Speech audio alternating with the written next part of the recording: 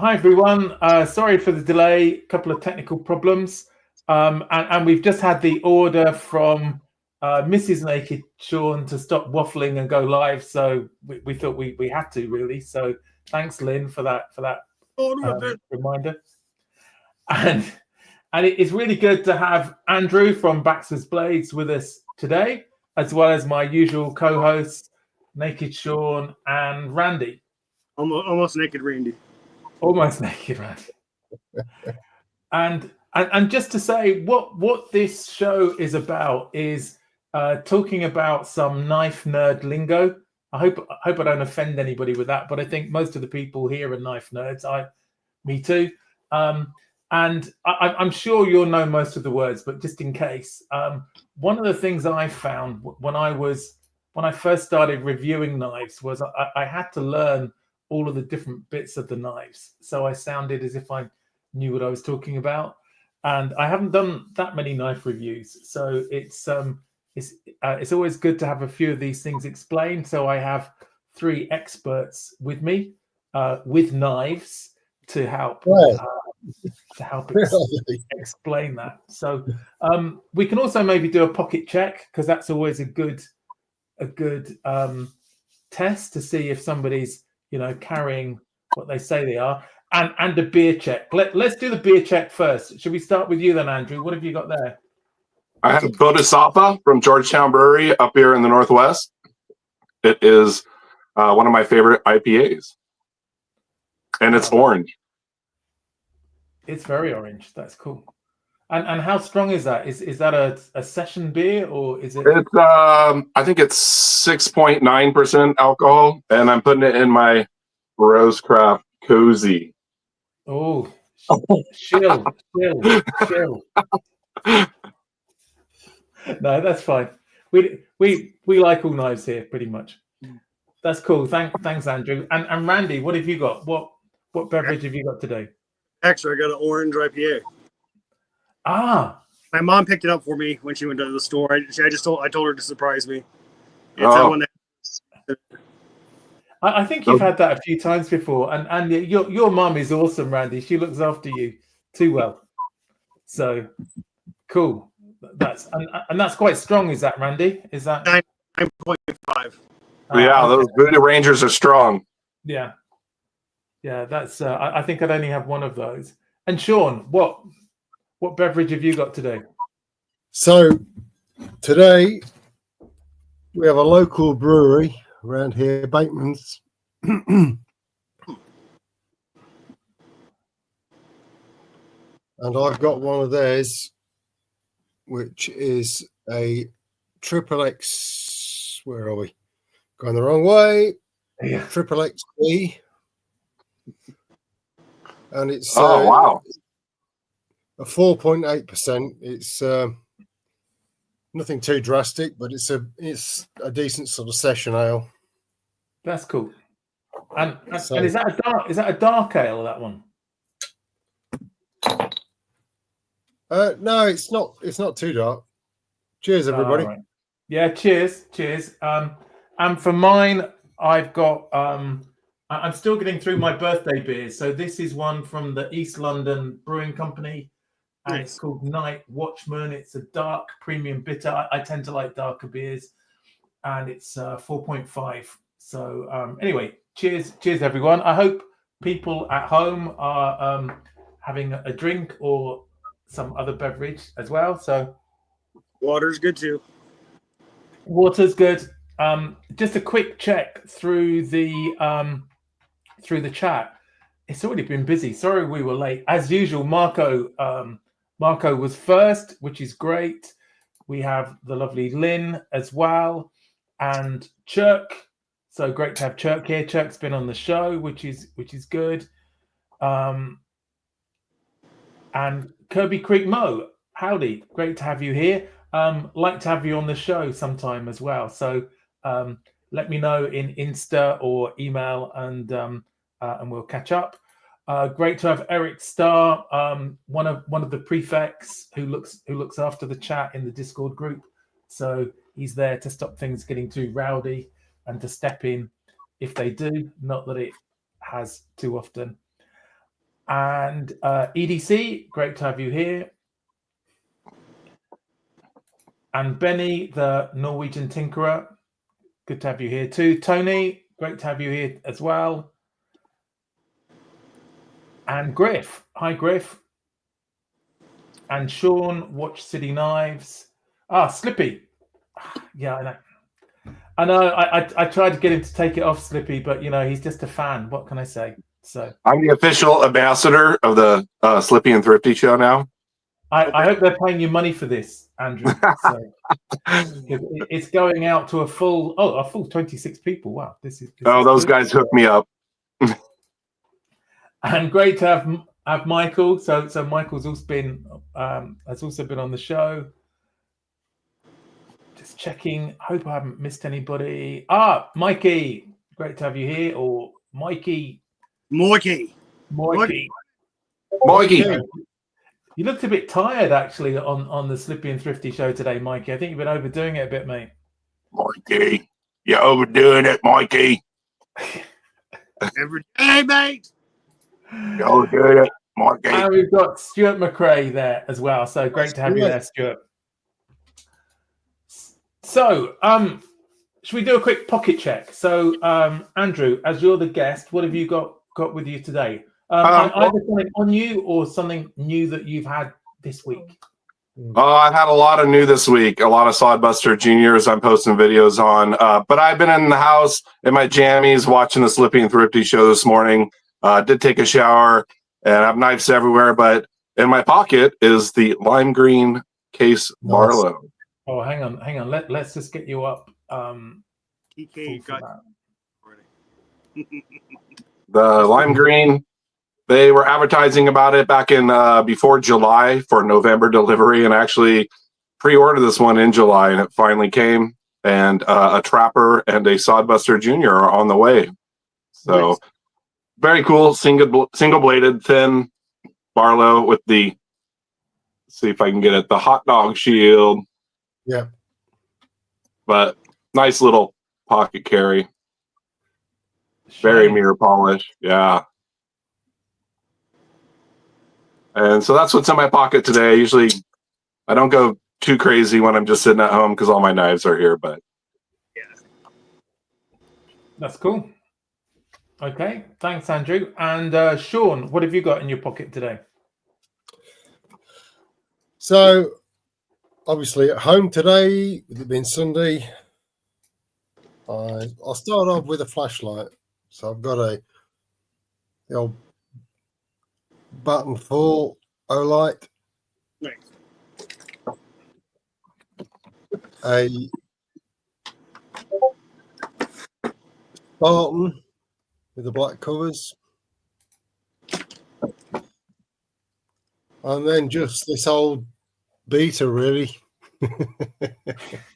You just like saying the word that. Don't wind Tony up by saying Beta. But Joseph Rogers bunny knife. Brand new old stock, courtesy of Mr. Mikey. Hooking me up with this one with oak covers. Stunning knife. Absolutely stunning. That's a nice bit of wood. Nice bit of wood on that as well, yeah? Can't beat a nice bit of wood.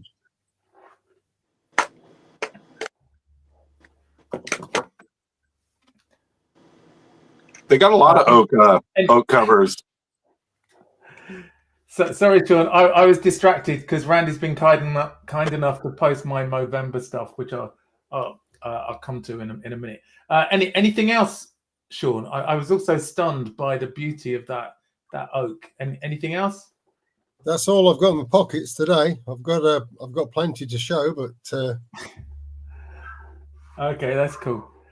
You might hear my dog in the background because somebody's just come home. Hopefully, it's not too loud. Randy, what have you got in your pocket today? I'm tearing up boxes today, so PM3, like with my RDS wood turning bead. It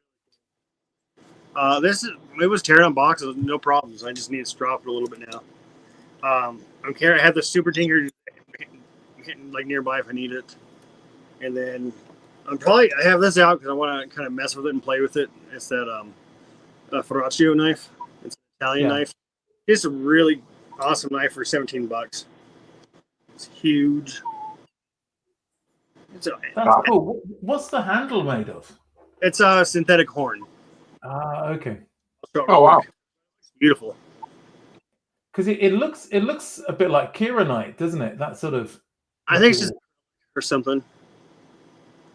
But no, that's about it. I've been using this when I was writing stuff.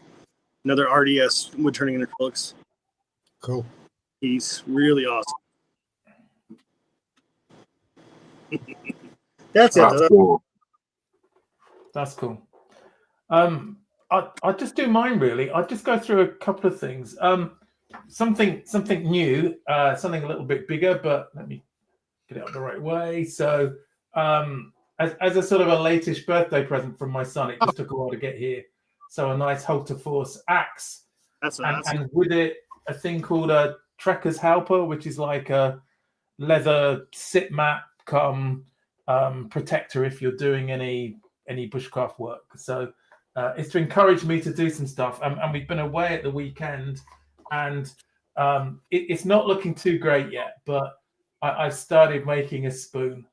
But the spoon was all fashioned using my Farmer X. So that's what's been in my pocket today, the Farmer X. So I cut down the piece of wood with the saw, and then I've been whittling with the main blade. So and it was really sharp. So I've had gloves on, and I've cut the gloves. So I'm glad I wore the gloves. But my son made a much better spoon actually, but this is still a work in progress. So hopefully I'll get there later. But unfortunately, our weekend away was cut short because of flooding in North Wales, and it's been really bad there. We were in Bethgelert, and there was flooding on the road there. We were a bit bothered about getting back. So anyway, that's a pocket check for now.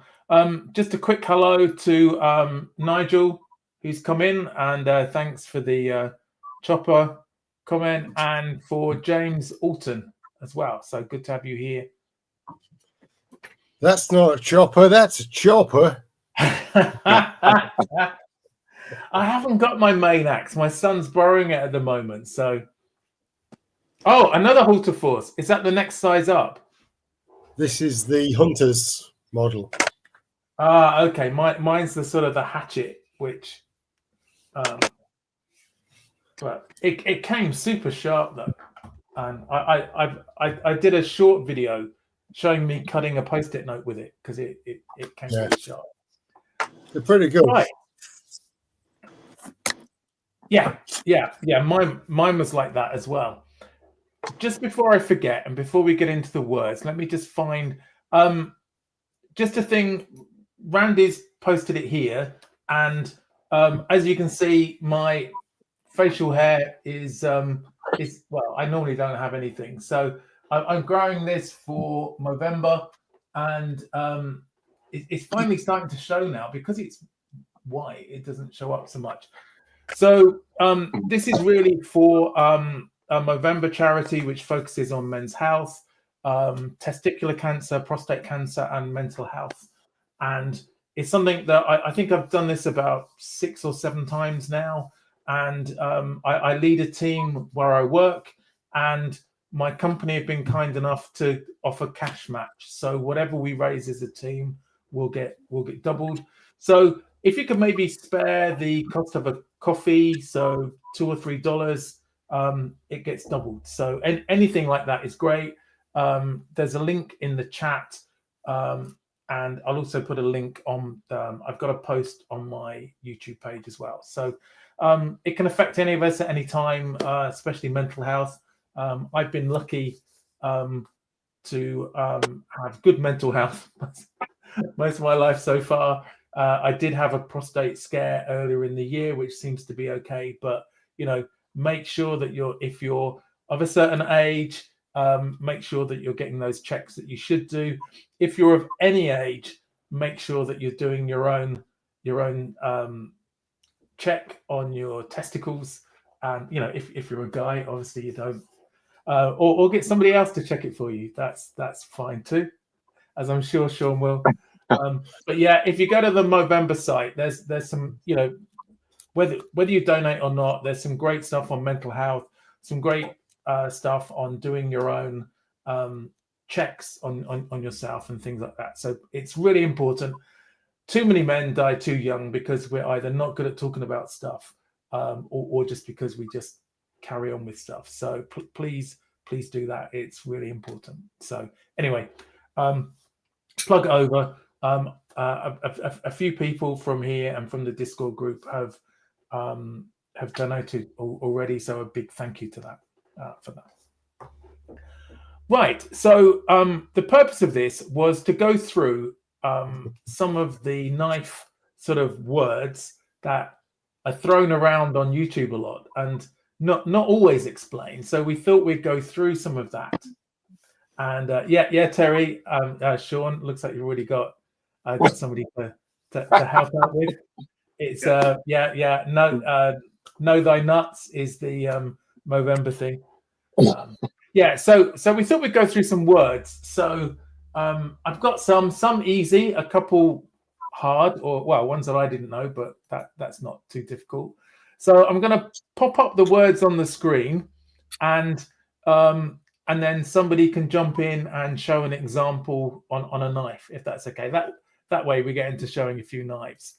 So you should see it on the bottom of the screen. So the first one is jimping.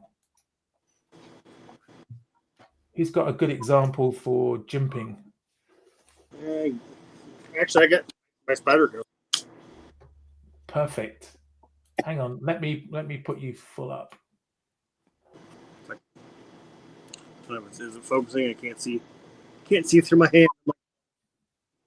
This has some pretty aggressive jimping on it. Yeah. So jimping, they're normally lines, aren't they? They're textured. Yeah. Here's a better example, easier to see. Where it's on. I think it normally indicates where you can put your thumb if you want to get a good grip on things. Pretty solid right there. It's not always on the scales, but this one's a good example with both. That's great. Thanks, Randy. Yeah. So the next one is flipper. Who's got a good example of a flipper? Ron's good at flipping. I got a couple. Okay, Andrew. Okay, well, this is just a Roper Buffalo Warrior, but the flipper would be like a little tab here, or a top flipper would be up here, like on this Kaiser, would be a top flipper. So you got to kind of roll your thumb around like that. And this one does have a little bit of jimping there. I do like to have these cutaway holes. That's one of my preferences for thumb flipping or spidey flicking.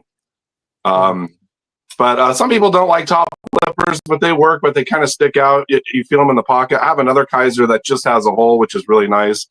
But like on this Roper, you just have like a little flipper tab and you flip it like a light switch. That one didn't pop out so well, but there you go. But then it sticks out at the bottom here, and it kind of is nice because it keeps your hand from going up on the blade. But in the pocket, you're going to have that little tab, and here's also some jimping on this one, some mild jimping. Yeah. All right, cool. So that's flipper. The next one is belly. Has somebody got a good example of a belly on a blade? So, yeah, I've got mine hidden out of view. But yeah, has somebody got a good example of a belly on a blade? Not nearby. Well, no, I don't really have. This isn't a good example, but this would be like where the belly is. Maybe somebody else. So. Yeah. Hang on, Randy. Then we'll come back to you, Andrew. Yeah. So Somebody probably has a better example. No, that's good. That's a good belly there, yeah. And Andrew, you had an example as well?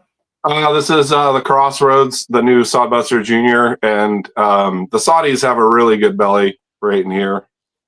Yeah. They're good for skinning. You know, Spay Blade has a really fat belly.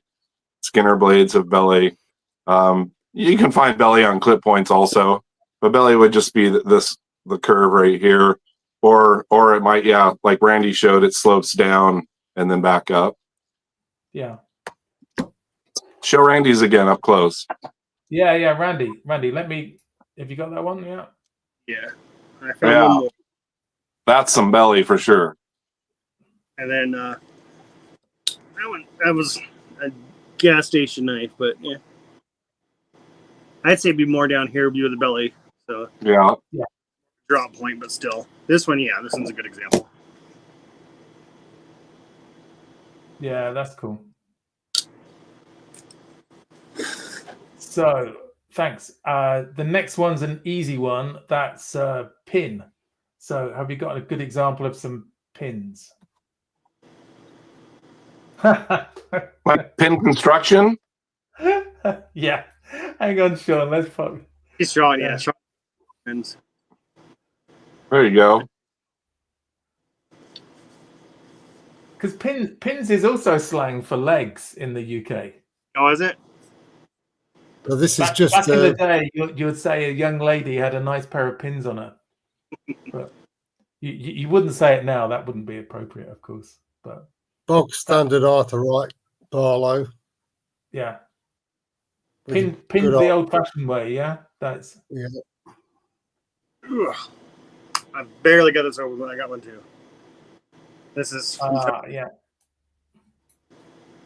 I got the opposite of pins after Randy.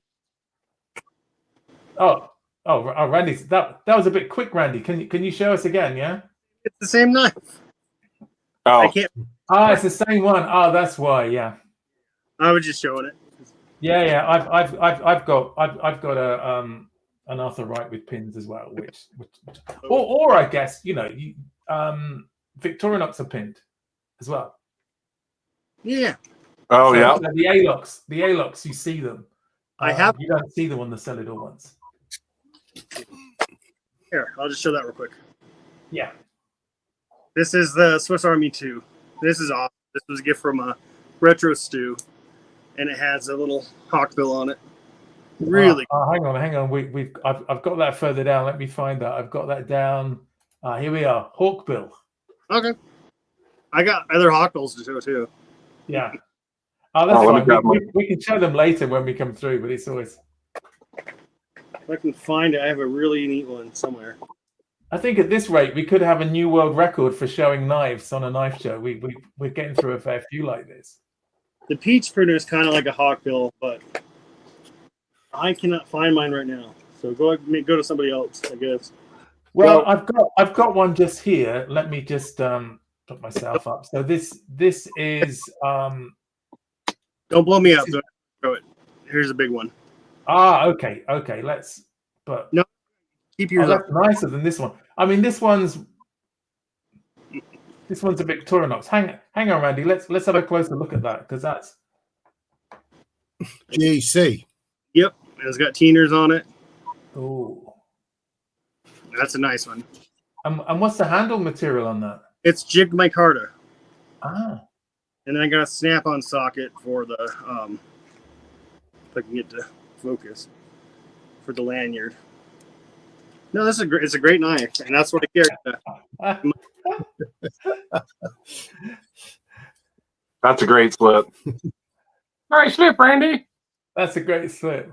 No, that's awesome. I love it. Mo got a little jealous because I pulled out the Crossroads, and here's my other Crossroads. So the opposite of pins would be like T6 screws is what they use on these.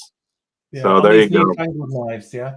Mo's waiting for this one. So, I mean, we were showing pins, and then you said hawkbills. Here's my Arthur Wright and Son hawkbill. No nail nick.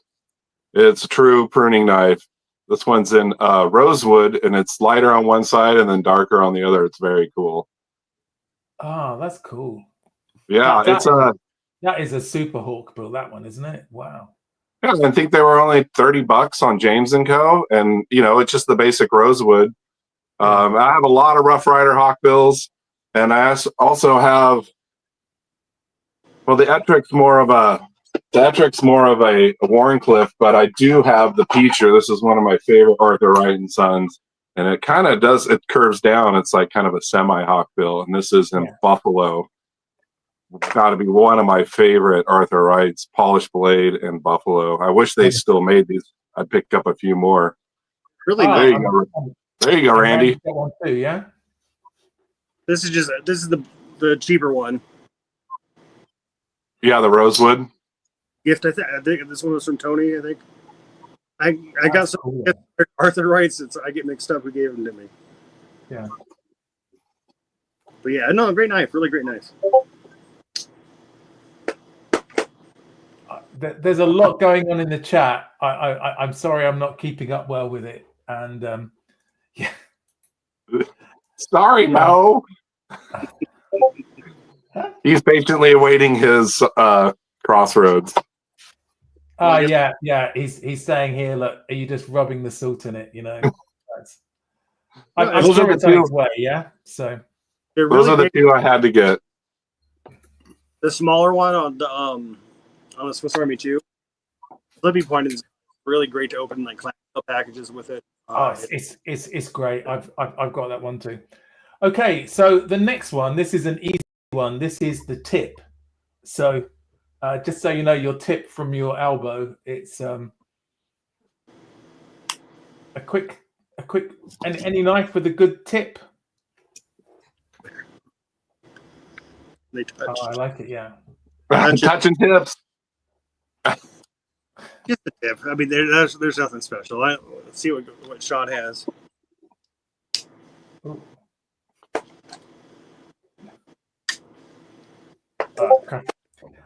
I don't think I've got many blade shapes on this one. We'll have to do another one on blade shapes because I still get confused between some of them. And the handle and what like types of jigging. Types of blade, like I got some unique tips. This is that Kaiser. Boy, I can't remember the name of this one. I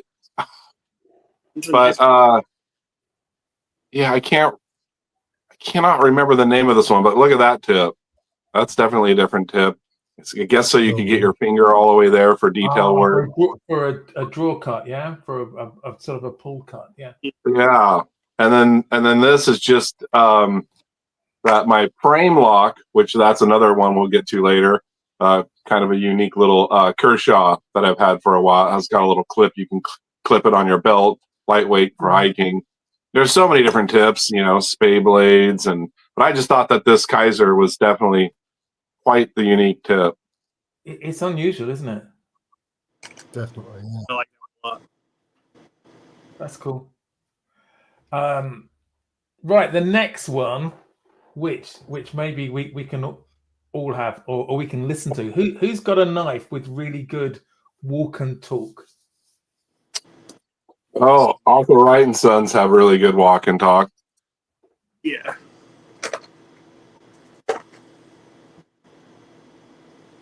I don't know if it comes through. Strong pull. Good snap. This is just the Stag Barlow. Something with more of a half stop would probably have better walk and talk. That's what I'm trying to find. Bear and Son. Yeah. Oh, that's got a nice ching to it. I like that. Yeah. Yeah, that's cool. Thanks, Andrew. And Sean, you had one? Yeah, nice Otter. 3 rivet. Tantum.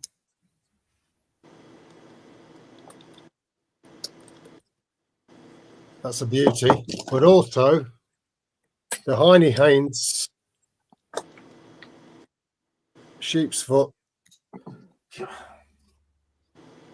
by Arthur Wright. Are you just showing off, Sean? Because I have trouble opening mine. I've got it in the open position, but it is so tough. It has a good half stop.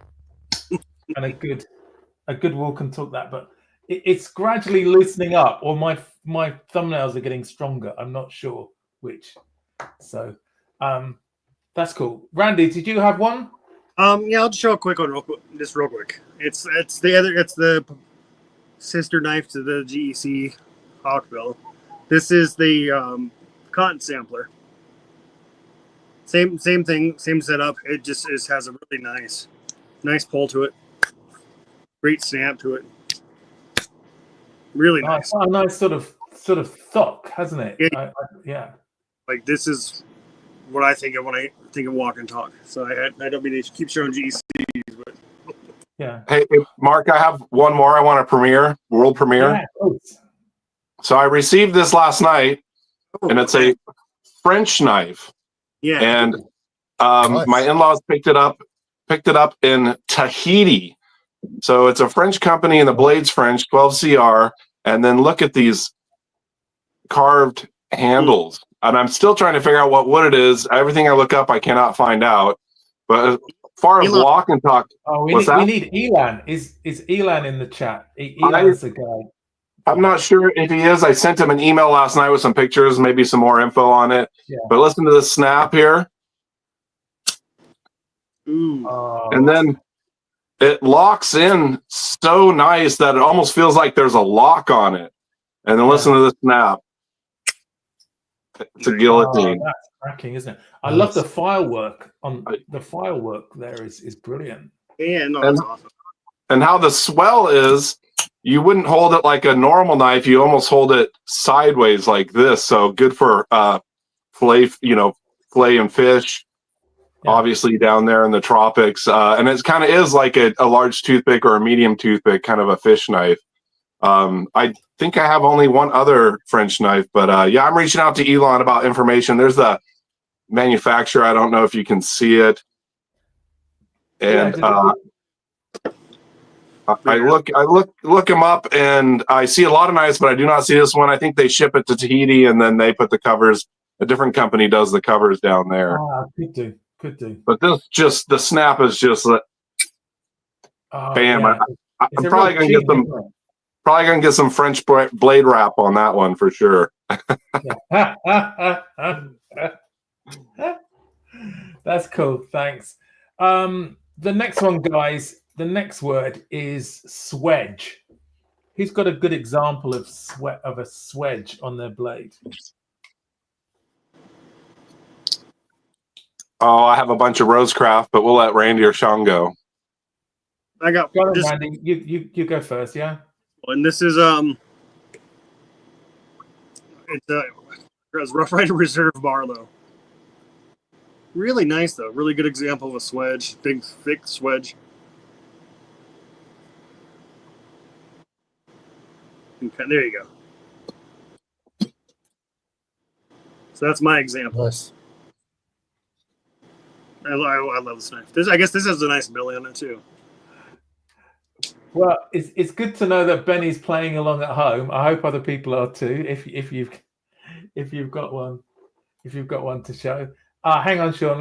Let's pop you up. Oh yeah, there you go.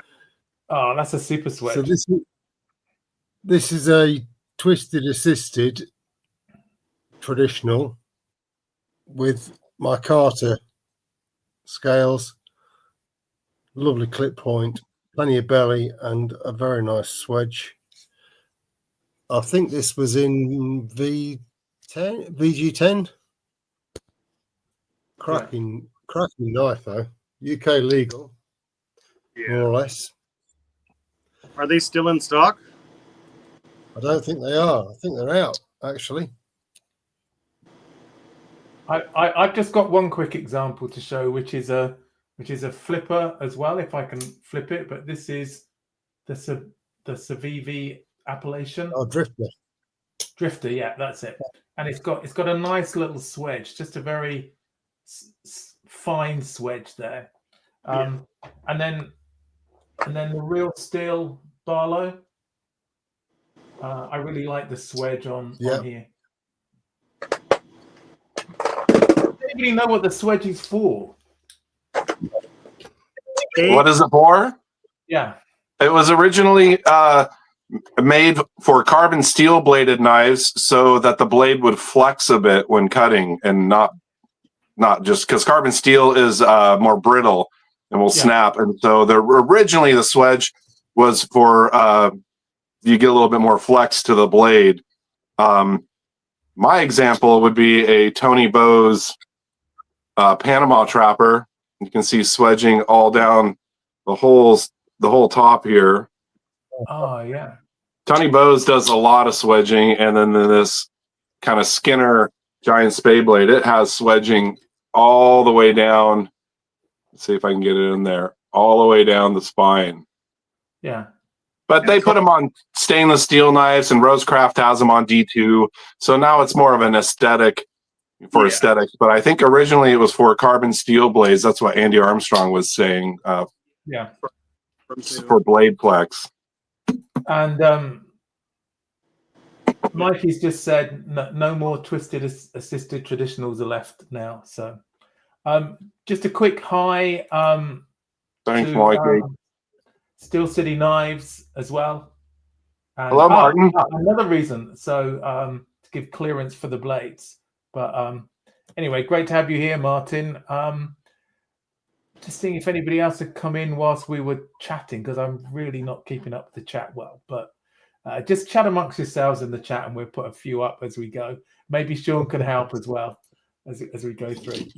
Okay, so that was swedge. Let's look at the next one.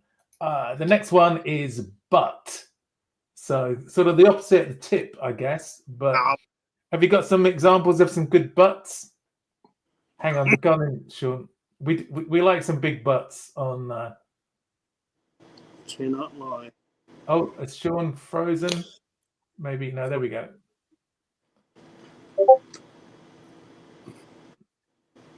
So would a butt be a bear head, or would a butt also be considered a knife with an end cap?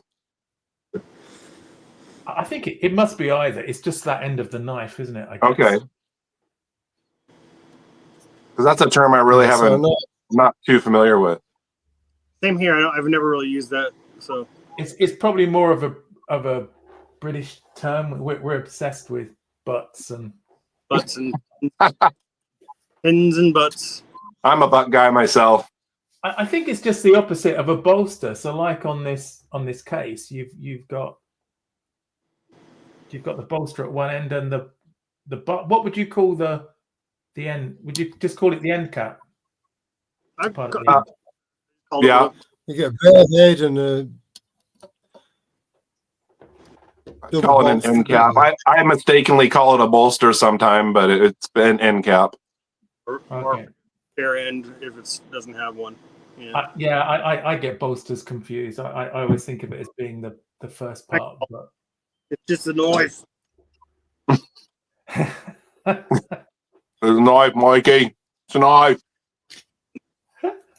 So now this is one that came up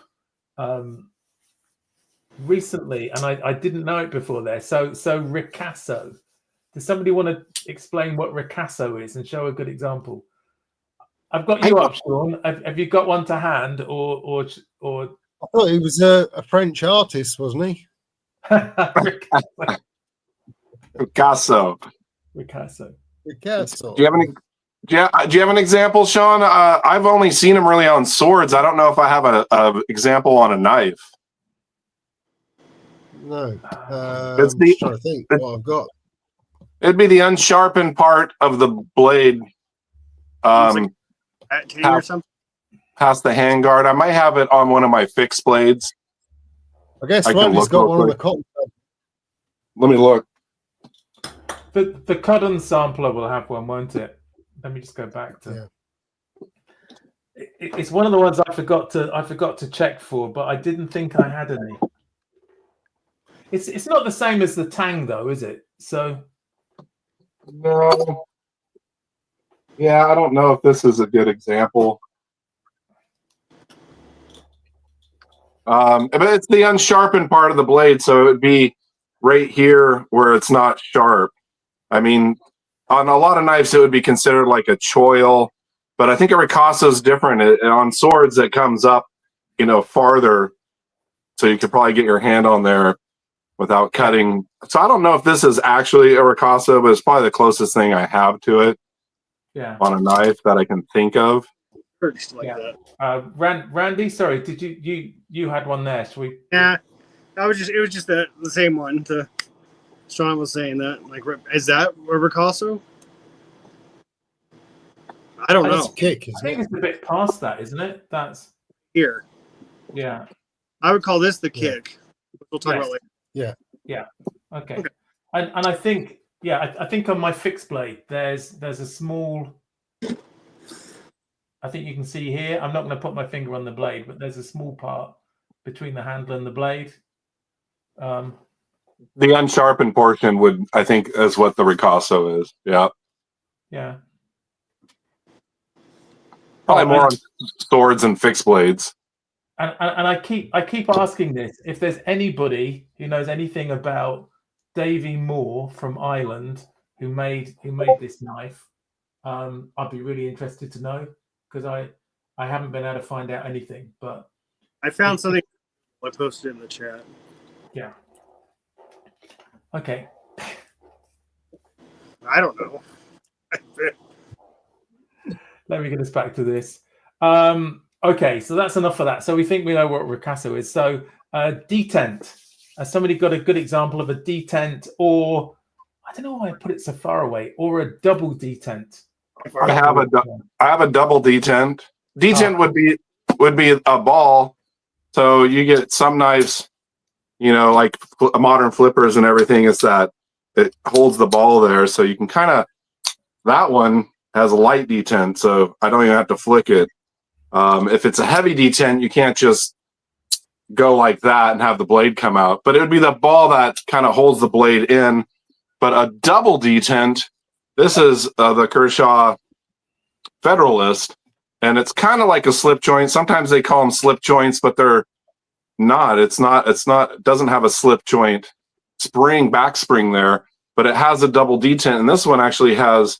So double detent would be two balls holding the blade in.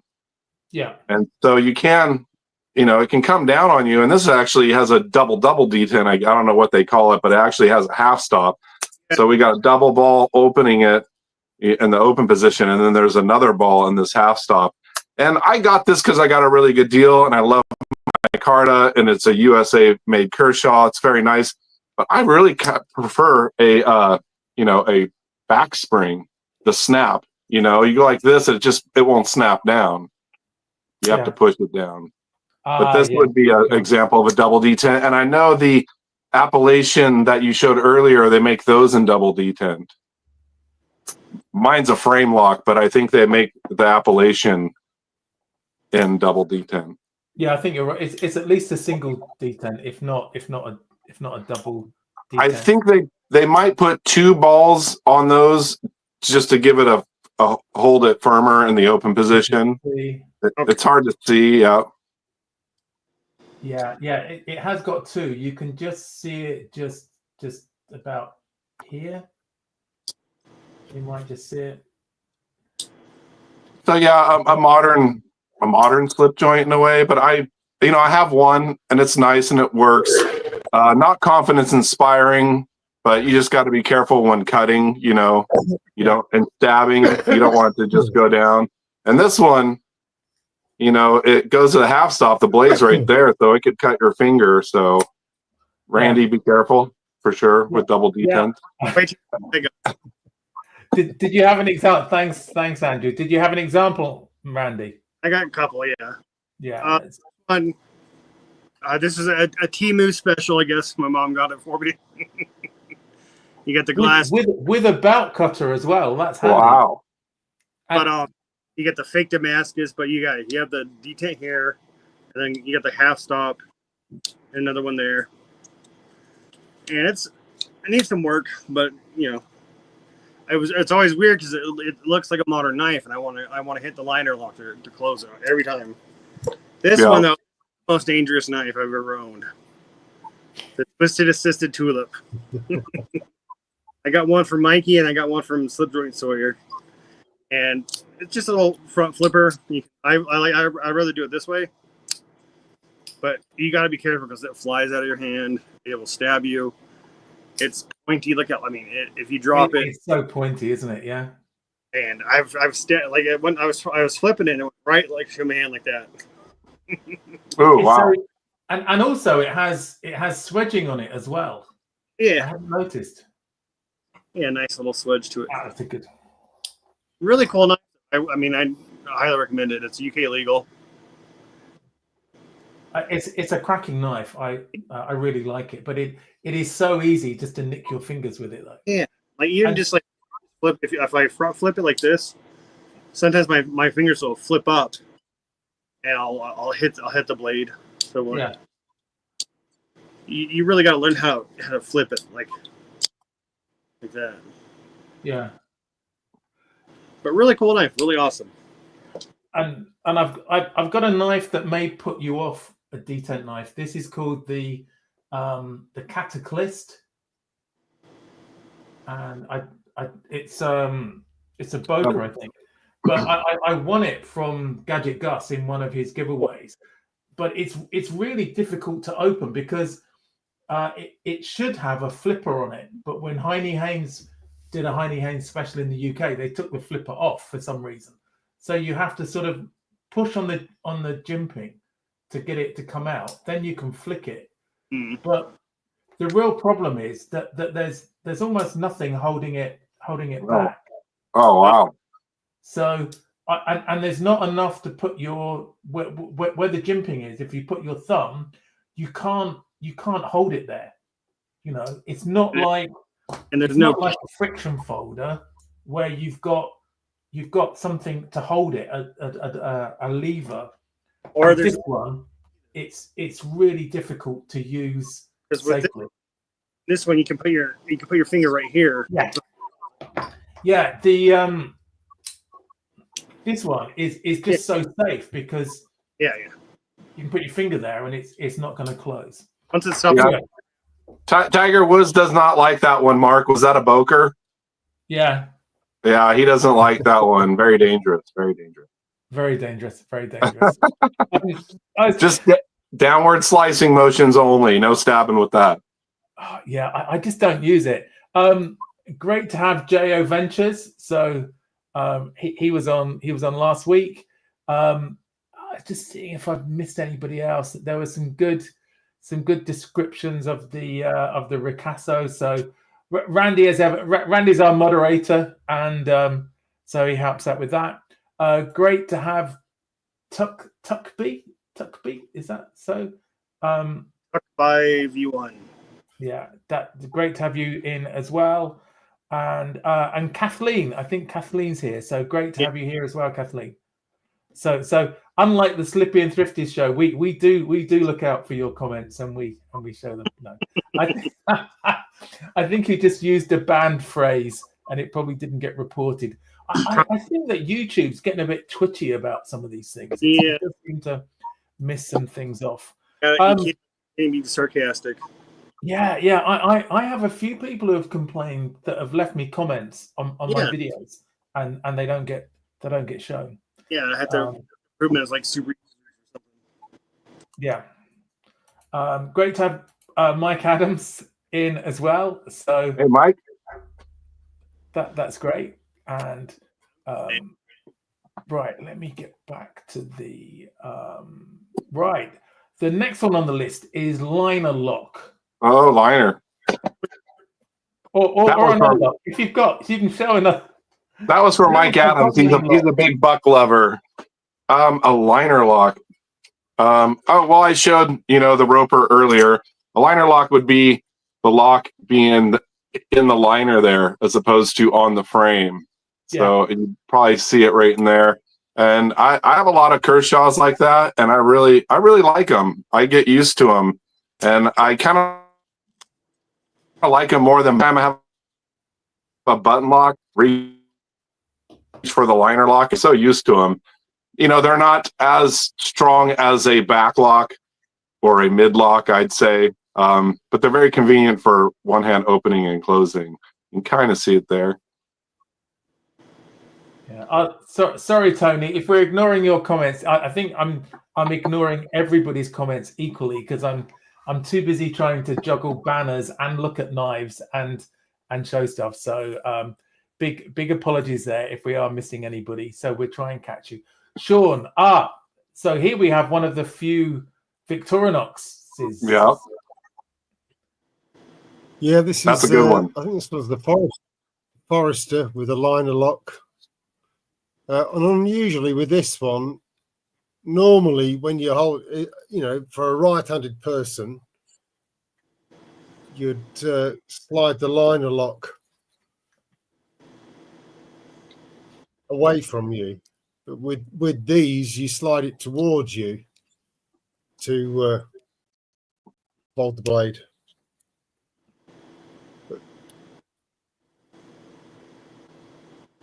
Yeah, it works okay. It's once you get used to it, it's fine, no problem. It's a nice feature to have on those knives. Yeah, Yeah. definitely. Yeah. Yeah, I think Kathleen was saying she used the word cut on a knife channel, which and Tony's saying that we're ignoring him. What he's asked for, Andrew, is one of your growls, I think. Oh, let me grab a tiger here somewhere. Here we go. Are you happy now, Tony? Thanks. Very nice. That just reminded me of one of the of one of the cartoon films. Is it with Shrek, where the kid goes, "Do the raw, do the raw." Oh, I don't remember that. I think I saw that years ago. I've probably seen it too many times because of kids and things. So I used to have many cats, so I'm used to their hissing and meowing. Right, and sorry, I'm trying to catch up with words because I think I keep going out of order that I have here. So spine. So which part of a knife is the spine? Anybody got an example? Andrew does. Andrew has a really nice My Arthur. This is filed spine. So the spine would be this part of the knife, and this is the Arthur Wright. That's awesome. That's so. Oh, that's awesome! Yeah. And then, this is not considered the spine, but the spine would be, the top of the knife there, or blade, excuse me. Really cool. So the other part, that's the back spring that's been filed, is it? Yeah, this would be the back spring here. And then the spine would be up here. So this is kind of cool because it acts as jimping also. Yeah. That's awesome. Cool. So tell the story about that one, though. That's awesome. Yeah, I was at James & Co. and I went to order a Stag Barlow, and he said he had some in stock, and then he didn't actually have some in stock, so he decided he had one of these, which is I think a $20 or $30 upgrade because it's Ashley who does the file work on these, and he just threw it in because he felt bad that he actually didn't have it in stock. And I do want to get just the normal Barlow in Stag, but I haven't seen him in a while. Yeah, then the Stag looks so much better now. It's definitely more craggy than this. The better of you have. But I'm really happy. I can't remember, these are probably like $90, and I got it for $60 or something. One not too long ago. I'll put a link to the company for you. Yeah, they sound a great place to buy knives. They're cheaper than UK. Yeah, if I had it shipped from UK, it would be much more expensive. And this guy's in Eugene, Oregon area, which isn't far from me at all. On All About Pocket Knives. Yeah, that's cool. That's cool. The next one is thumb stud. Who's got a great example of a thumb stud? Yeah, I got a bad. Hang on, Randy. Let's pop you up. There we go.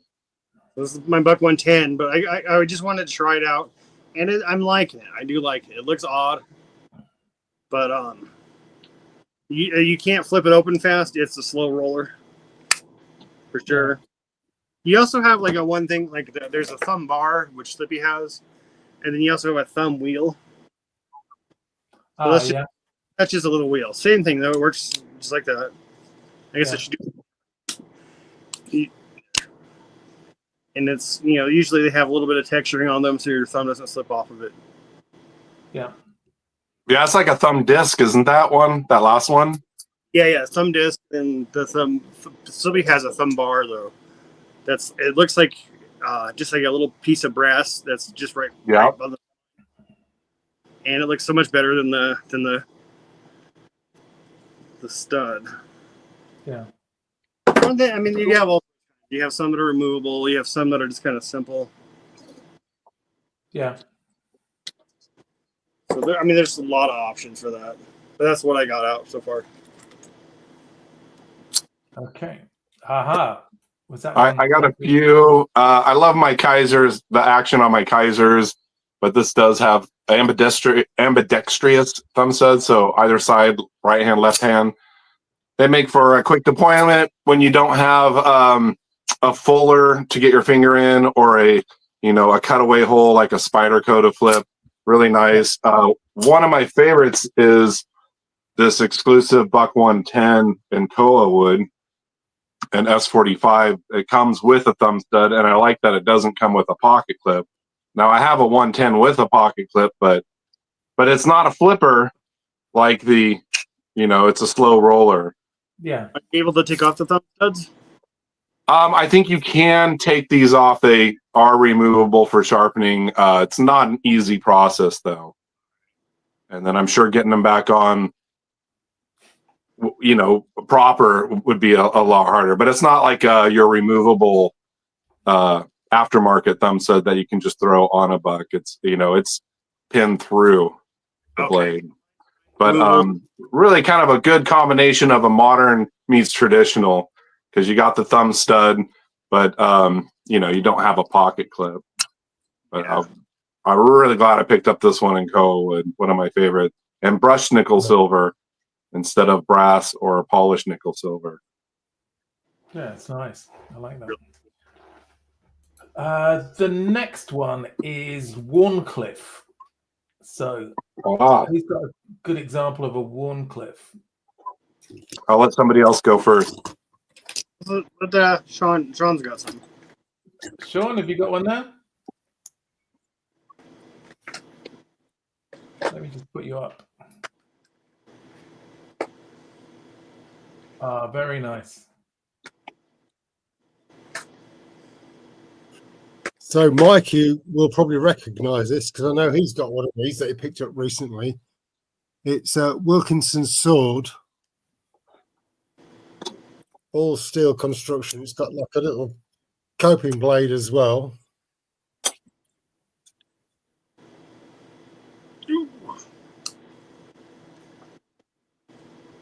Yeah, classic sort of Warncliffe shaped blade. Yeah, it's a really nice shape, isn't it? I like that. And I think this one's from the 70s. Oh, cool. This was from a family member who's sadly now passed away. And I remember seeing it as a boy and kind of admiring it, and it's ended up in my possession now. So yeah, It's a nice way to remember people, isn't it? Yeah. Oh, that's cool. Any other ones, Sean? I don't think I have in front of me.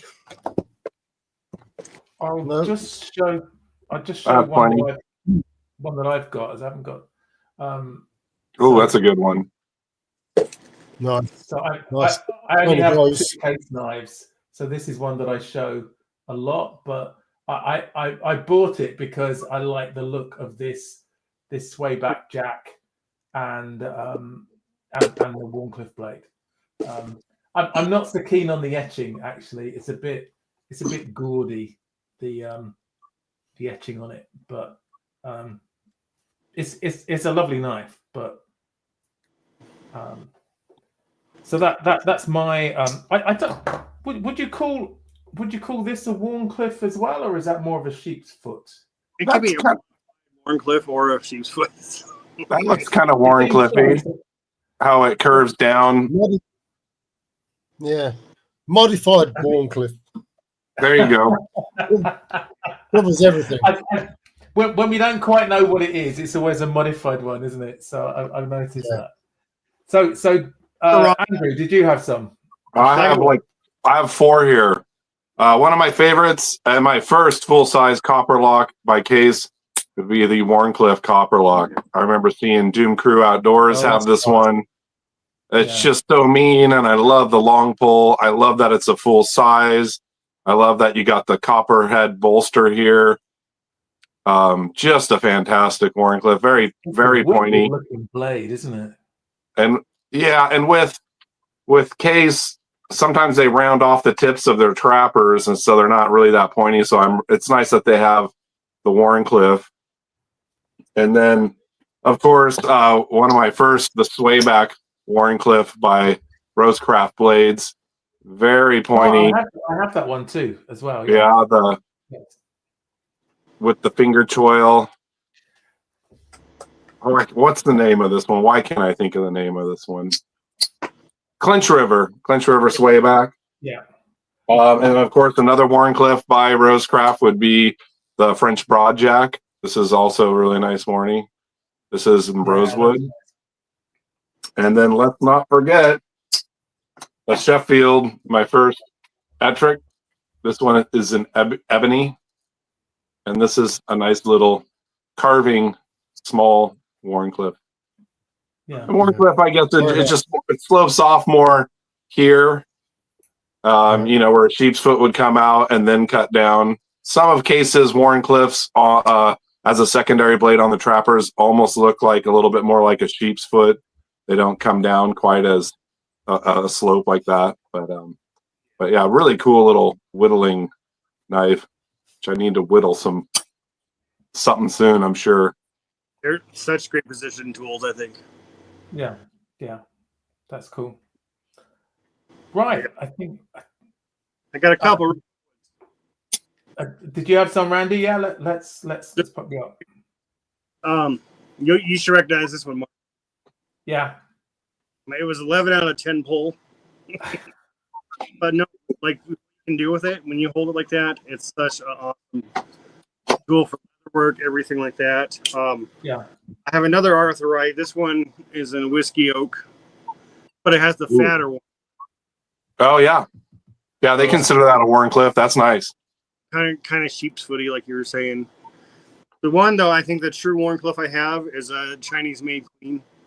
Like that one's awesome. This is an awesome blade. You can still get out of Chicago.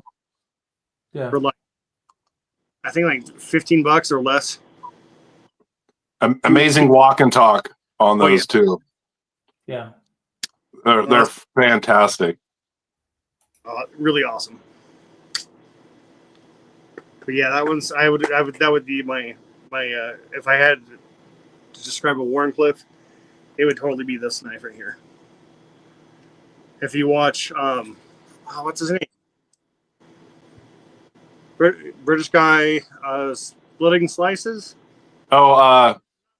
It's a slick slicer. Slick slicers, yeah. He has. This is what he says is what a Warncliffe would be like.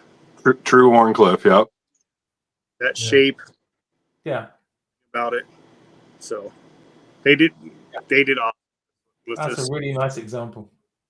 You great to have you here, Cornbread. So.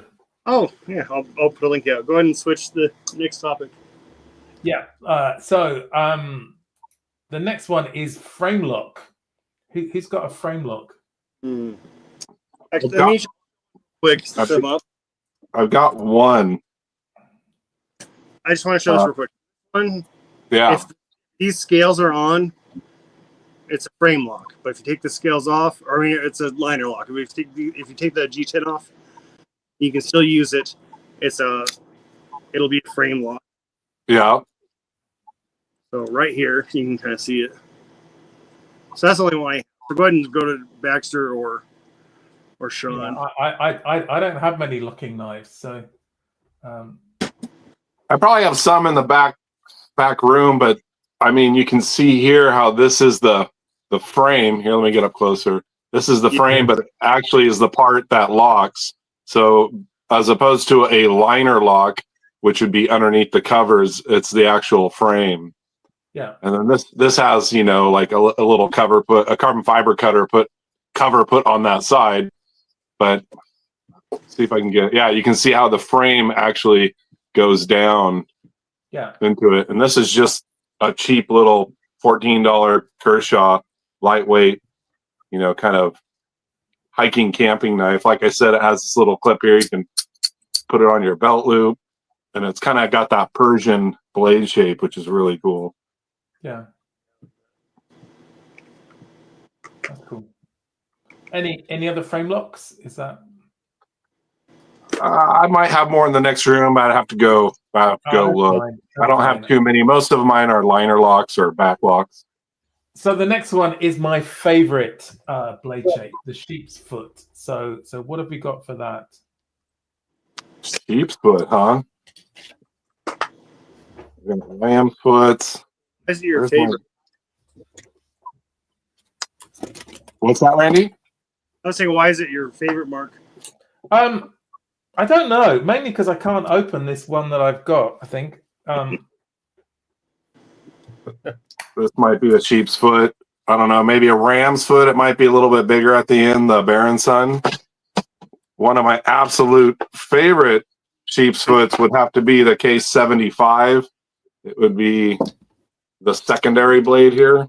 That's a really good sheep's foot. One, yeah. Oh, that's there's just something nice about that sort of snub nose and a nice flat blade that I really like. This is almost, if you look at it, almost feels like a ram's foot. It does look a little bit bigger up here, but it's kind of basically a sheep's foot. Yeah. Love the Case 75. Yeah. Let's put Sean up. He's got a couple there. So Sean. So this is a British John Watt Sheffield. Ooh, that's a nice one. His thing was, I don't know whether it's going to show there, but it's B, the letter B, 4, the number 4, and then NE, so B4NE. Ah, okay. So this is kind of like a sailor's knife type of thing with the Marlin spike. Yeah. Yeah. It's nice. Really nice. Stainless steel. I'm thinking this is probably 70s, but still plenty of snap. And then, of course, the one that Mark struggles to open. I have mine open. Honey Haynes. Yeah. Special. I think that's such a British knife or a British knife shape, I think, to me. Yeah, it's cool. Any other ones? Well, I have a Marlin spike. This is the Rough Rider. And it's there you go. Yeah, they're Mariners. So sheep's foot, anchor shield. This is like a red bone. What's cool about this Marlin spike is it actually locks, and you pull the bail to unlock it. Oh, yeah. Okay. And the good snap, but yeah, sheep's foot.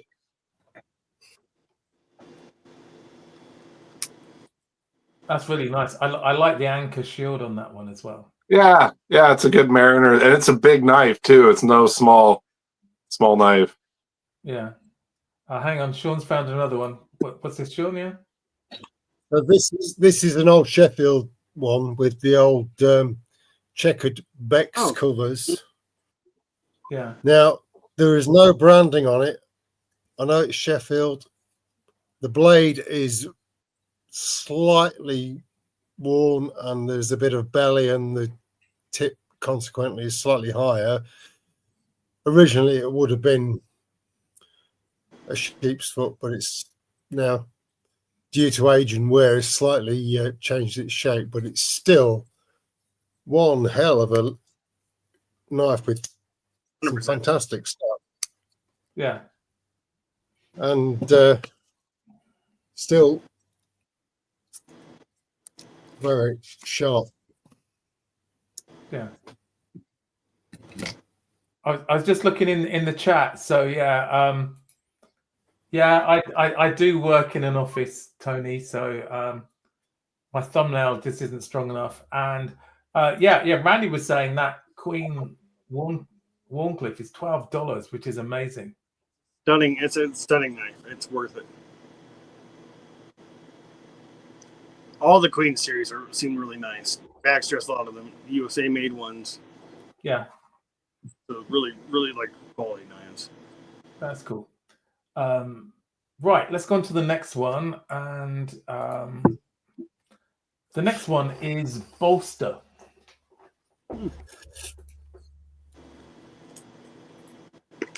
Good example of a bolster. Yeah. Yeah, the Barlow, I think, is the one that has some of the largest bolsters, isn't it? So this is a Taylor's Eyewitness 100. Just a good classic British Barlow. No nonsense. Nice canted clip point blade. Fantastic UK legal carry. Yeah. They feel perfect. Great knives. Fantastic snap. Yeah, brilliant. And Thumbs up Randy, for you that one. had one. Do you want to show yours? Well, I'll just show this real quick. The IX. It's laser etch. It's not stamped. Still a beautiful knife. Yeah. And it's a little bit smaller than the other. A little skinnier. Actually, I have one to show it next week. So a little bit smaller, a little bit shorter. But a big bolster. Yeah. Oh, yeah. Really nice. And then last one, I just to show this one, it's a Browning. Really nice. Ah, okay. That's nice, Randy. Yeah, cornbread. Legal carry in the UK is it must be a folding, so a slip joint type folding knife. No locking blade, nothing to keep it open, and the cutting edge of the blade has to be 3 inches or less. So that's legal carry anywhere, pretty much, without good reason. You can carry a locking knife or a larger blade knife if you've got a good reason to carry it. But it's you then have to prove that you've got a good reason. So you could carry a fixed blade, but you need to have a good reason for having it. So if you were out in the woods doing some bushcraft, that would be a good reason. And plus, carry you want to have it at the bottom of the pack. Yeah. So if they want to look through your pack and say, "Do you have any knives?" and you say, "Yeah," in the bottom of the pack, there's not an intent to use it as a weapon if it's at the bottom. Yeah. So you got. Yeah. Also, a big no-no here is to say that you're carrying a knife or anything else for defense. Yeah, nothing. If you ever say that, it automatically becomes an offensive weapon. So even if it's a cricket or something. If you say I've done a video on it. If people want to check out the video. Yeah. What's that? It's my second beer. The first one went through me. This is a Rubens Sky Glow IPA. Nice. You had that on your latest video, didn't you, Andrew? Yeah, my latest case, lime green Barlow. So Rubens is down here in Ballard, which is a kind of an old Scandinavian fishing town, which has been incorporated into Seattle. And very good Sky Glow. And like I said, this is probably my second and last beer for the show. We were talking about bolsters. Yeah. I know this isn't your favorite, Cheers, Mark. But cheers. Cheers. This isn't Mark's favorite, the Rosecraft Beaver Creek Barlow with the laser engraving. But I'm glad that case, even though they laser engrave their tangs, their Barlows, they still actually stamp the front bolster. It's not the laser engraving. Yeah. And it's hard to tell, but you can get your fingers in there and feel it's actually a mild stamp. So I'm really happy they do that. And like I said, on the lime green, they do the same, but it's much more mild. Yeah. It almost looks like a laser engrave, but your fingernails do get in there. I gotta rub off this thing. Yeah, I like the stamped ones more, but and with Rosecraft, I don't dislike Rosecraft. The only thing I don't like is them calling their knives traditional knives, because it's a modern traditional for sure. I think they should be called modern traditionals, and they Which call they their button lock knives modern traditionals. And I think they're cracking knives that, you know, they're really well made, but in my mind, they're not traditionals in the same way that an Arthur Wright, that's a traditional knife. Yeah.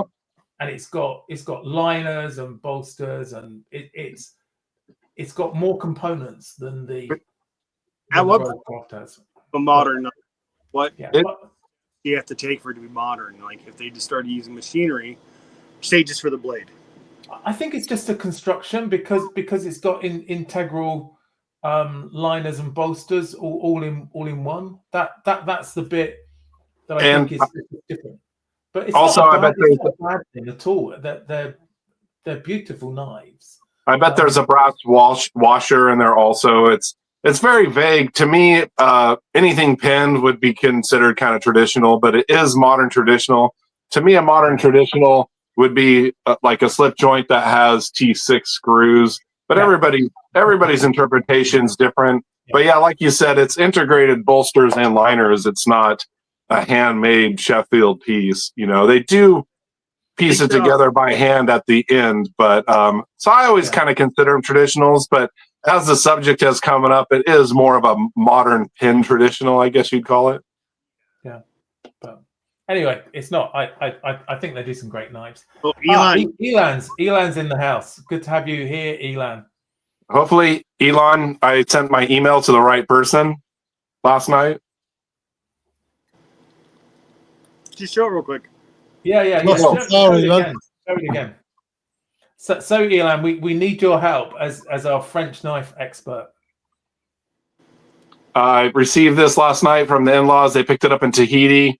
It's really hard to read the name there. I went to the website, didn't quite see this one. I'm trying to figure out this wood. But it is 12C27. The blade's stamped France. And it's like a fish knife. Looks like a hardwood, like teak or something, doesn't it? Yeah, it could be like some sort of palm tree wood, or teak it might be. It's hard to tell because of all of the engraving, but I sent you a few pictures to your email. Hopefully I emailed the right person. Very cool. And it came in this awesome pouch with turtles on it. Tahiti. I wish I could go there someday. Oh, wow. Yeah. Right. I think we've done bolster then. There's still quite a few words to go. If we're okay to keep going, and then let's Sean, show us that. I missed that in Discord today.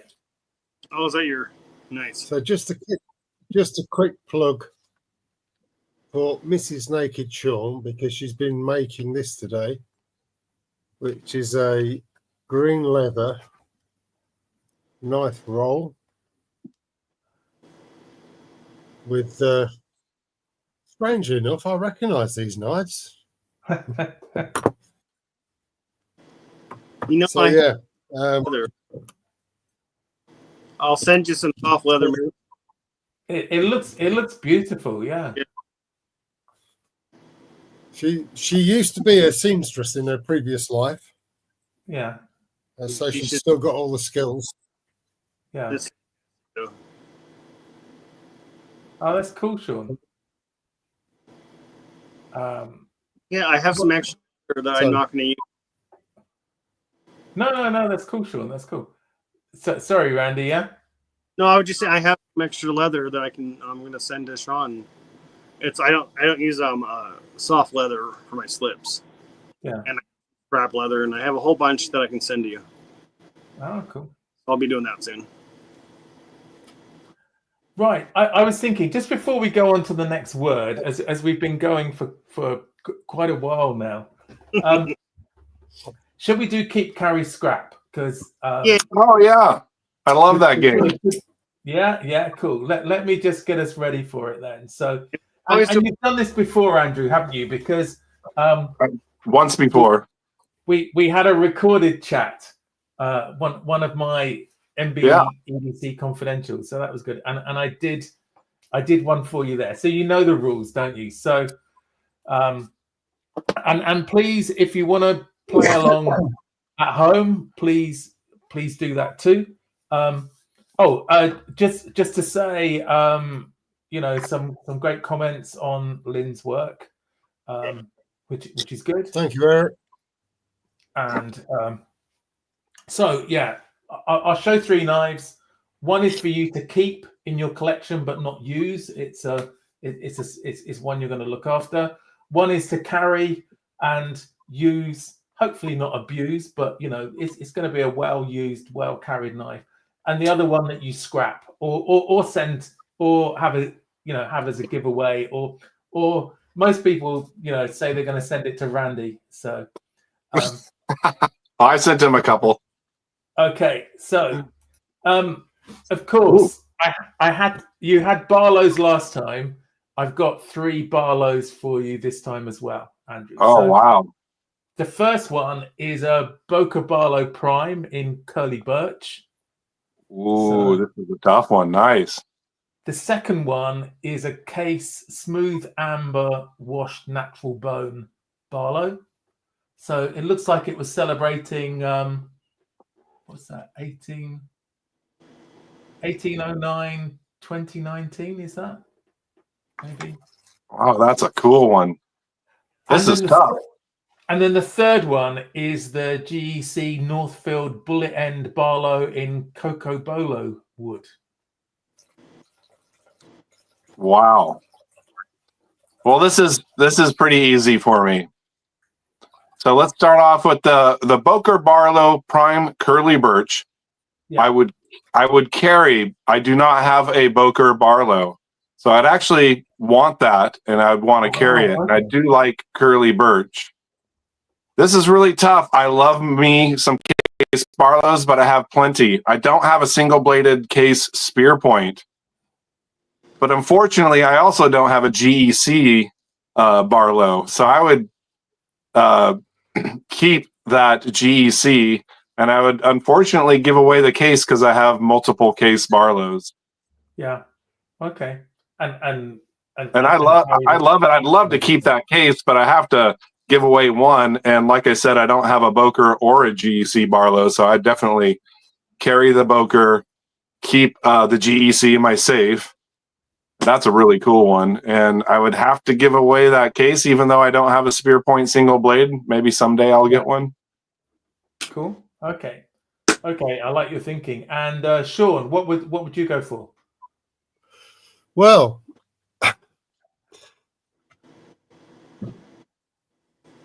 I now have a Boca Barlow, thanks to Elon.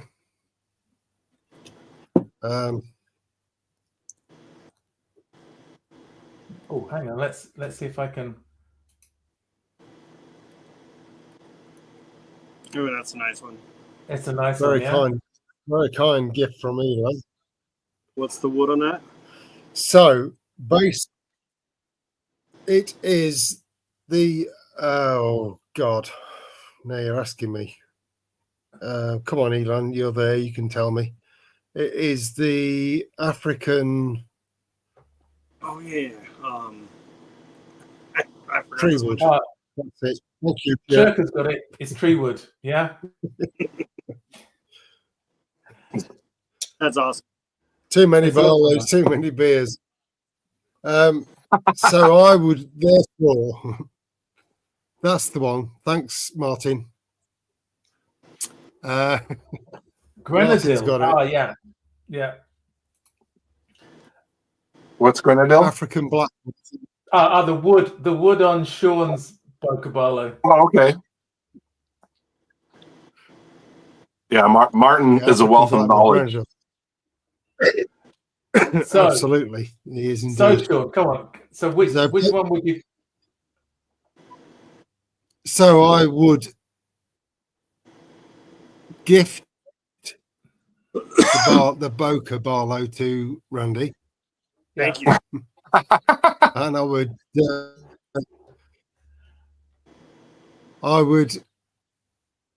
carry the Northfield and keep the case. Oh, Oh, wow. okay. So Okay. that's me. Interesting. Thanks, Sean. And Randy, what would you do? So I love a spear point, but I'd scrap the case. I'd carry the GEC. That's a good They're thing. quality knives. I think that would be a good user, and then I'd keep the Boker. Okay. It is beautiful. Yeah, I would carry the Boca and keep the GEC and scrap the case. I was just looking at some of these here. That Boker has a small bolster, but it's still a Barlow for sure. Yeah. So yeah, Mikey said scrap, carry, keep. Tony said keep the curly birch, carry the case, scrap the GEC. Wow. Not many people that do that. Chirk is keep the GEC, use the case, and Boca give to Mrs. Naked Sean. Oh, right. Very nice. Jason agreed with Andrew. Griff was keep the GC, use the Boca, get rid of the case. Yeah, I agree. Elan, carry, Scrap carry. scrap, carry. Okay, that's fair enough. It's changing the game, Elan, but no safe queens yet. I get that, or even safe GCs. Cool. I think that's most. Yeah, leave it to Elon. Leave it to Elon to break the rules. Yeah. This is why I'm gonna have to get Slippy on here sometime, but he won't play by the rules either. So, should we have a look at the prices on eBay? Yeah. So, oh wow, it's quite expensive, even for a user. That's more expensive than any of my knives. So, where did you find that case? I haven't seen that one. It was on eBay, USA. Okay, yeah, they go for a pretty penny on eBay for sure. Yeah. So I mean, this is just the price they were up for, and I think for the one I did for you previously, which is still available on YouTube if you want to go and check it out, the MBEDC Confidential, and that's yeah. So I did a set of 3 Boca Barlows for Andrew, because as you say, you haven't got any Boca Barlows yet, and no, I don't. There were 3 good ones. I have a Boker Trapper, but I do not have a Boker Barlow. So okay, I hope that was a bit of fun. And they're fantastic. Boker makes a great Barlow. They are really pricey. The nice Soligen ones. And actually, in this list, it's the most affordable one too. So kind of ironic, but I've yet to spend $187 for a Barlow though. I still stand by my choices. I think the GEC would be a great carry. It would be. I'm just seeing. I've got. Yeah, this is my Boca Barlow. Let me just put that. I'll get rid of. Oh, nice. Yeah. So this was for my 60th birthday from my son's. So it's getting a nice patina on it now, and I have carried this a fair bit because the blade is getting a bit scratched now. But it's a really nice knife. My only complaint would be that it didn't come sharp. Yeah. Oh, okay. I had to sharpen it. and but it's really nice, nicely finished in my Carter. So yeah, that's a Bocaballo expedition. But So I love prices. I got Elon a Scorpion. yeah,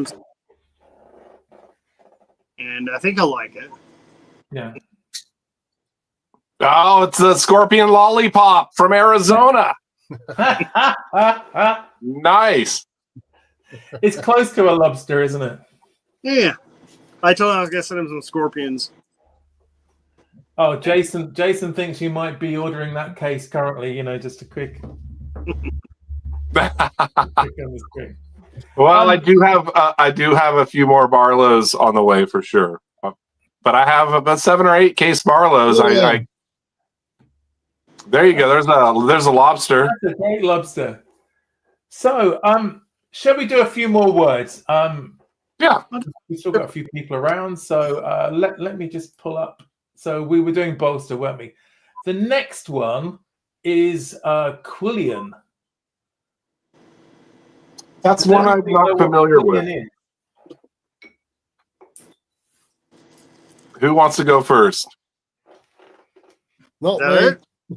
Has somebody got an example? Yeah.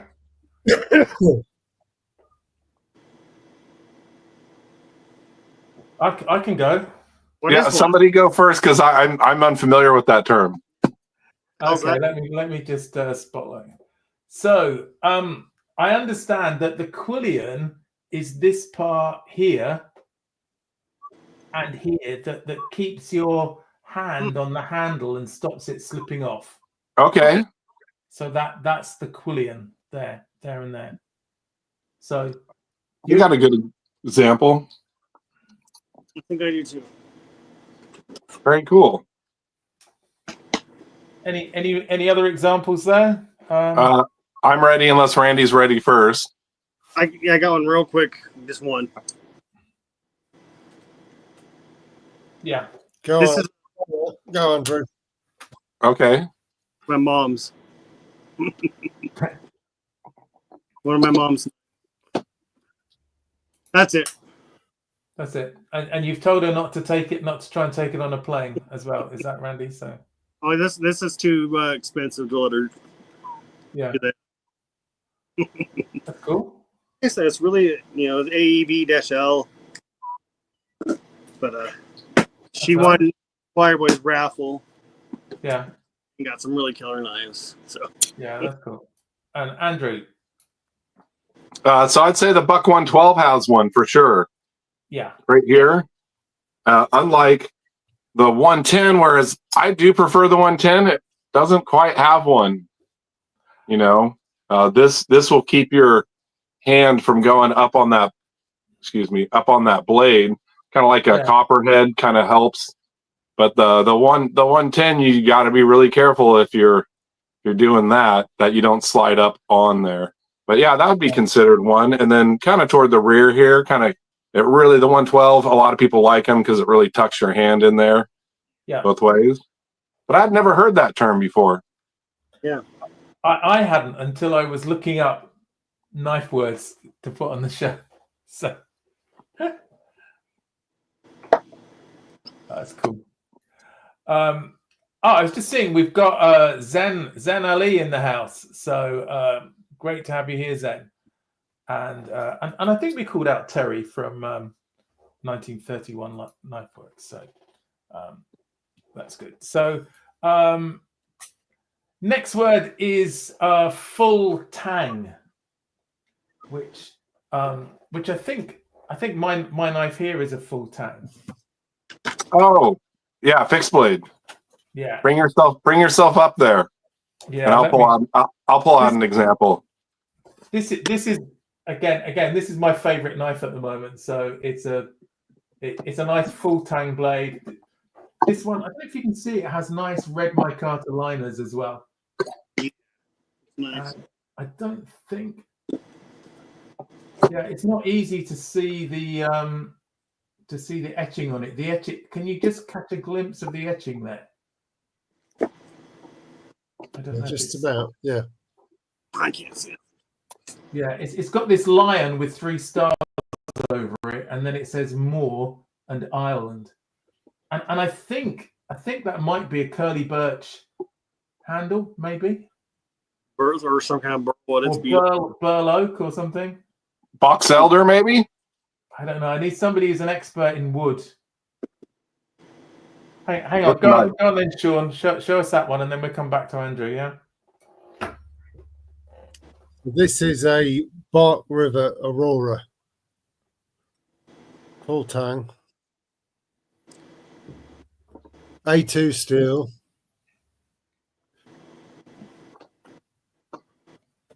Nice in the hand. I've got quite a large hand, so it gives me a full grip. And a nice leather sheath with it as well. Oh yeah, I forgot to nice. show the sheath on mine, which has a fire striker as well. Thanks, Sean. And Andrew, you had one? Oh, I got 3. So let's start off with the buck 152. It's a fixed blade Ranger Bearhead. This was April's buck of the month.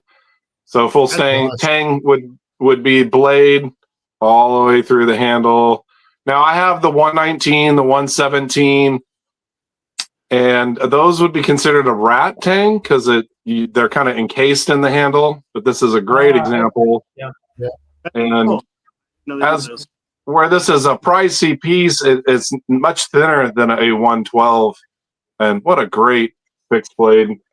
And then here's another one. This would be the Chinese Queen, a winter bottom. They call it the canoe. It's kind of a bird and trout knife, a little bit bigger, but it is full tang.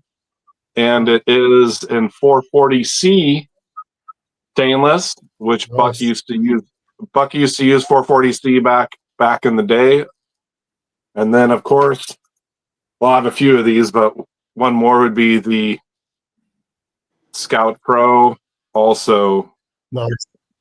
blade. Oh, And that's a nice chunky. yeah, it is. It's a thick piece of steel, and you can see how there's jimping here on the handle, and there's jimping all the way up here on the blade, so you can pinch. This is a dedicated skinning knife, but it is flat. What's that? And it's got a good finger choil as well underneath. That was one of the words that it's one of my favorite words. This is a good example of a finger choil. It's really good for that. And it also, like in the handle here, you have little pinch points, so you can pinch it and get in on it. And for Buck is known for their hollow grind. This is a full flat grind, which is pretty interesting. They can be more expensive because this is, I think, S35 VN steel.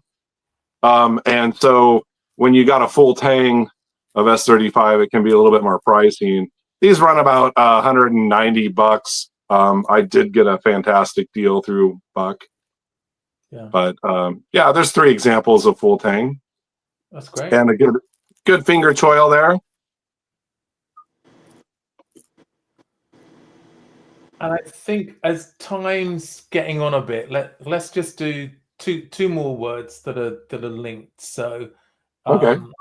The first one is the mark side. Okay. Now that's a term I haven't heard. Is that considered the show side? I think that's the same as the show side. Yeah. Yes. Has somebody got a good example of? And then the other one that goes with it is the pile side. Now the pile side was derived from sailors, because it would be the opposite side of the boat, because your front side would be, toward the dock, and the piles were on the other side. They would, tie off to, and I think that's where it came from. It's kind of a maritime term. Right. Okay. But I have not heard. So the pile would be the back side of the knife, but the mark side, I hadn't heard that term. I always use show side, so I'm sure it's similar to it. But does anybody have history on that? Yeah. Yeah. Maybe they call it the mark side because that's where you have the mark. You have the mark, I think. So I think that'd be a perfect example right here, and that'll be the pile side. Yeah. Hang on. Yeah, that's great. And Sean, let's just put yours up as well. So Yeah. And I think there's a tendency, if you've got something like bone that or wood that's got different grains or things, that you put the nicer one on the show side or the mark Or maybe side. the mark side is where you see the mark, the maker's mark. Yeah. Ah, Okay. yes. True. And that all lines up, yeah? Yeah, there's stuff on both sides, so I don't know. That's a cool one, Sean. What is it? So this is a Carl Schippler Zoologen, and it's a Stockman, which is very, very similar size, almost identical to a Case 75. So Okay. you're looking at 4 1/4 close length, Yeah. carbon That's a steel step. blades. So That's awesome. you've got the sheep's foot, spay blade, and the clip point. Oh, I like that's the cool. long pull. And it's a match strike long pull at that, right? Yeah, it is. Yeah, it's nice, and it's a good old handful. Yeah. I don't Yeah, I don't see very many. You said it was a Boker? It's a Carl Schippler. Oh, okay, I've not heard of that. German eye brand. Oh, okay. German Eye, I've heard of them. Yeah. Yeah, And it's cracking Ben blade. is saying it's where you find the nail mark. I guess that's assuming that it's a right-handed knife. It That wasn't would be until recently that I realized there were left-handed knives as well, which came up in a conversation. And Terry had a different view. So I also really nice. feel obligated nice. just to show this. That's awesome. This is an Ashley Harrison. Now that one Yeah, you can send And that. this was That's the same file work on mine. one I got from Elan. Oh yeah. This is one I got from Elan, and I'm looking for the slip. I've got the slip here somewhere. Well, it's That okay. Randy made for it, and I can't bloody find it. I tried to match the wood Randy line made going, it. Oh, here we go. and it came out kind of. Here we go. I just used a big ballpoint pen on that. So Like tip it a little bit. where's I mean, tip the slip. There you go. There you can see it. Yeah. I just did that with a ballpoint pen. That's cool. Came out really nice.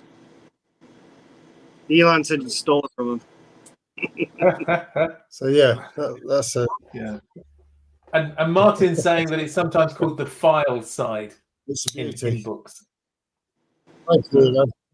Yeah. Elan's saying it was stolen. But that's cool. I think anybody else got some good examples of the where the mark side is different to the file side or pile side? Any? This might count. I don't know. I had pulled this out for a full tang. Is that considered a full tang? Oh yeah. So I would call this the show side or file side or whatever. Yeah. A bit different than the pile side. This is That's a horseshoe knife, right? Yeah. Jo, if you're still here, he made a slip for it. And these are cool. 2 nails and just an awesome knife. I just wanted to shout out 1939. He made this badass slip. Just a Very cool. So this is Terry's.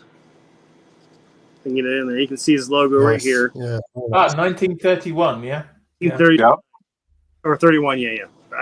I can't see. I'm blind. He did a killer job. He does awesome work.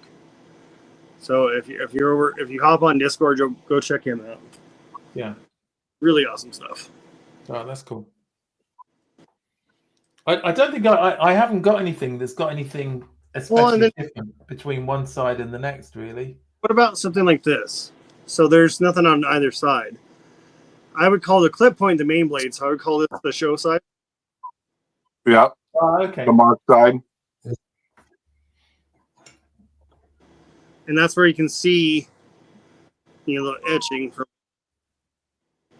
Yeah, sure. It's sort of obvious where you've got a shield. It's a bit more obvious, isn't it? Yeah. So Yeah, there's sides. It's that was my IXL. Okay, there. Ooh, that's nice.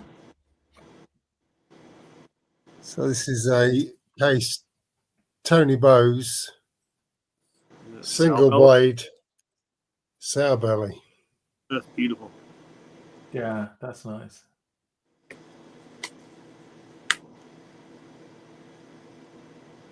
Nice bit of subtle swedging on the top of the clip point, but it's a nice carry. That is, it's really nice. What's really nice is it really thin? Is it really thin then? It is Sean? thin, very thin, Andrew. Yeah. Yeah, the case single blade. Oh, the bone sticks out a little bit there, but yeah, well, I haven't gotten one of those single bladed case yet, but they are really thin, so very pocketable. I'd love to get one of the single bladed Barlows. I think that's if I get a case Barlow, it's going to be a single bladed one. Yeah. I think the lime green would be your jam, Randy. I wouldn't mind it. You got my. I got your address. There's also one, also a mini trapper, Yeah. which Andrew really likes. A mini trapper. The mini trapper's awesome. I have one too. Great. I hate to carry it because I'm all scared, but I do. But it's a great little carry, that is. Yeah. I love the mini Warncliffe trappers too. Yeah. Even more, yeah. Yeah. We need to come up with like another one of these, but with like more turns. That'd be great. I just want to show Andrew this one as well. Oh wow! Ooh, that's awesome. So this is an old Taylor's Eyewitness. Beautiful. Lamb's Wow. foot Yeah. in bone. Oh wow! That lamb's foot almost looks like a case Warncliffe on their trappers. Yeah. That's really That nice. is cool. What year is that? Do you know? But it's got, I don't know 100%, but I'm thinking it's either very early 60s, late 50s. Yeah, it looks like it to me too. Very nice. That is cool. I got 2 dimes to show you, and then I'm done. Yeah. I think we just do a last round, Yeah. and then we've been going nearly 2 hours. Oh, Randy's showing off. Nice Curanite. No, this is a dichrolam, and this is just acrylic. This is a frost. Okay. That's a frost. This is a case. I'm sure you can guess which one was the little more expensive one. Yeah. But this is my first nice knife, and it was to commemorate something. And then my mom got me this, and it was labeled as a toothpick. It's a trapper. Oh wow. And they just disappeared after I did a video on it. Really awesome stuff. I mean, you don't have $90 and probably like $15. So you don't have to get, if you want something fancy and pretty, you don't have to spend a lot of money. Yeah. You can get that really cool. But that's it. I just want to show. Those case trappers go for a lot more than $90 now. Yeah. That's very sought after cover material. Oh, it's boxes. I'm thinking about getting some Wostenholm boxes and stuff. I don't know. What do you think? Yeah. If you can find them, I don't have any. Chicago Knife Works has a bunch of their stuff for sale. Oh, cool. That's cool. I think Sean. Yeah. the lamb's foot is about the same period as this box. Mm-hmm. That's awesome. Very nice. Dude, I'm new lighting. Are we out of terms, Mark? Yeah, I think. Do you want to show anything? Oh, I don't know. I've showed a bunch. I'm going full Obi-Wan Kenobi mode right now. As in your latest video, yeah. Oh yeah, when I grow my beard, I always have to do my Alec Guinness impersonations. You know, so. Growing up, I was 3 years old when that movie came out, Star Wars, and my mother said I fell asleep in the movie theater when they were walking through the desert. But that movie left a huge impression on me, from the music to his amazing acting, and one of my favorites for sure. Yeah, it's great. Done though. Right, I think we're done. Thanks to everybody who stayed with us. A big thank you to Andrew for coming on the show, and I'm sure we'll have you back again sometime, Andrew. It's been fun. It's been fun showing a lot of knives in a short time. Hopefully, people have learned one or two words, or maybe we've learned a couple as well, which is always I've learned good. a few. Yeah, just a big thank you to everybody in the chat. I see the chat has been absolutely romping tonight. Great to see so many people in, so many friends. Hope you join us next week. We'll be back. Not quite sure what the topic will be. We'll put our thinking hats on and come up with something in the week. I think it'll be fun. Maybe some more knife terms or some knife shapes. Maybe. I think it was good fun doing this. Not sure who the guest will be either. So if you have a channel and you want to come on, just let me or Randy or Sean know, and we'll line you up to come on, which is great. It's great to have friends on. And so thanks everybody. Hope the rest of your Sunday is good. And that's such a cool carving. That no, Mo was awesome. yeah, He did it for me. It kind of looks like me, except this one doesn't have a mustache. But he did it. He was a little unsure. He's like, it kind of looks like you. He even has the hoodie there, because he did it from a picture that I had a hoodie on. But I think he did a really good job. It's pretty freaking close. Brilliant. I'm going to post a link. You check this link out. Okay, right. That's great. I think we'll call it there. Thanks everyone, and Thank you. have a great time. See you next week, hopefully. Thanks everybody. Bye.